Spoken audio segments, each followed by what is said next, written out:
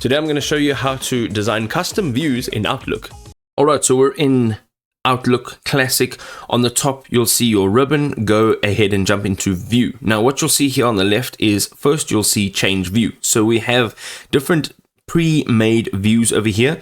You can also go in and say save current view as a new view. You can apply current view to other mailboxes, and then you can manage views. Now here is where you will see your different views, and you can customize all of this. So what you want to do is go ahead. Here are your view names.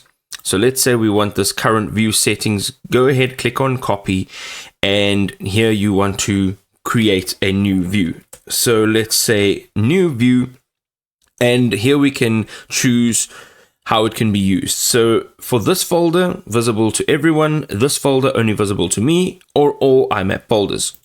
Select, and here we have the advanced view settings for our new view. Here you can change the columns. So here you can see all of the types of columns. Whichever column you would like to add in here, go ahead, select it, click on add. It'll come into this section, and this is the list of columns in your folder.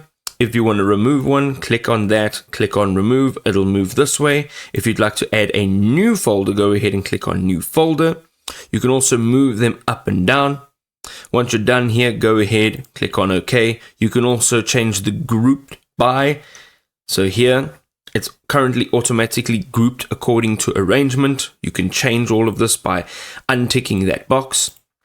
You can also change the way it's been sorted, filtered. There are some additional settings here. Go ahead, look through all of the settings. The conditional formatting. Here are some rules for this view. So you will see unread messages, unread group headers, submitted but not sent, expired, and so forth. Go ahead and click on add if you'd like to add any additional rules for the view. Here we have the column formatting button. Here we have the available fields. So let's say we want to change the importance field. We are going to format this either with a bitmap with a pop-up list or a text with a pop-up list. You can change the label as well as the width and the alignment. And when you are done, you're going to go ahead, click on OK. This is our current view, and go and say apply view if you would like to apply that view now, and then click on OK. Now, if you'd like to change that, go ahead and click on change view again. You'll be able to see all of your views right here.